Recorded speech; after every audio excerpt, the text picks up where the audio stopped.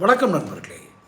தலைமைச் செயலக வட்டாரத்தில் ஒரு செய்தி பரவுகிறது. என்னென்னா, தினேஷ் முதல்வர் ஸ்டாலினுடைய எப்போது இருக்கிறவர், ஐஏஎஸ் அதிகாரிகள், அமைச்சர்கள், ஏன் மாப்பிள்ளை சபரீசன், ஸ்டாலின் அவருடைய மாப்பிள்ளை சபரீசன், உதயநிதி, இன்னும் சொல்ல போகிறாருந்தா துர்கா ஸ்டாலின் கூட ஏதாவது ஸ்டாலினுடைய காது கொண்டு போகணுன்னா தினேஷ் தான் இந்த செய்தியை ஸ்டாலின் அவர்கள் காதுக்கு கொண்டு செல்வார், அவரை கவனத்திற்கு கொண்டு செல்வார் என்னும் அளவிற்கு ஒரு முக்கியமான இடத்தை கைவசப்படுத்தி வைத்திருக்கிறார் தினேஷ்.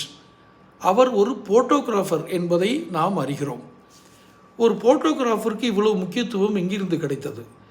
எதனால் ஸ்டாலின் அவர் பின்னால் நின்று கொண்டு அவர் சொல்லும் செய்திகளை மட்டுமே நம்பிக்கொண்டு, அல்லது அவர் மூலம் மட்டுமே தமிழகத்தில் நடப்பவைகளை தெரிந்து கொண்டு இருக்கிறார் என்பது பெரிய மர்மமாக நீடிக்கிறது. இந்த தினேஷினுடைய பின்னணி என்ன? தினேஷ் யார்? ஏன் அவரை முதலமைச்சர் ஸ்டாலின் அவர்கள் இத்தனை நம்புகிறார்? இன்னும் சொல்லப்போனால் டிஜிபி நியமன விவகாரம் முதற்கொண்டு எல்லாவற்றையுமே முடிவு செய்வது தினேஷ் தான். அவர் சொல்லும் விஷயங்களை மட்டுமே காதில் வாங்கி கொள்கிறார், அதை கவனத்தில் கொள்கிறார் யார்? ஸ்டாலின். அதன் பின்பு முடிவில் எடுக்கிறார் எனும் அளவிற்கு ஒரு பெரிய பின்னணியை கொண்டு ஸ்டாலினை அவர் ஏதாவது வசியப்படுத்தி வைத்திருக்கிறாரா? என்ன வசியம் அது? இப்போ நாங்கள் ஓப்பனில் கேட்டுட்டோம், தினேஷ்னா யார் அப்படின்னு. இது தினேஷ்னா யாரா? யார் தினேஷ்? அவர் அமைச்சரோ இல்லை இதோ கிடையாதுன்னெலாம் நீங்கள் சொல்ல முடியாது. அவர் தான் எல்லாமுமாய் இருக்கிறார், சகல விஷயங்களையும் அவரே கையாளுகிறார்.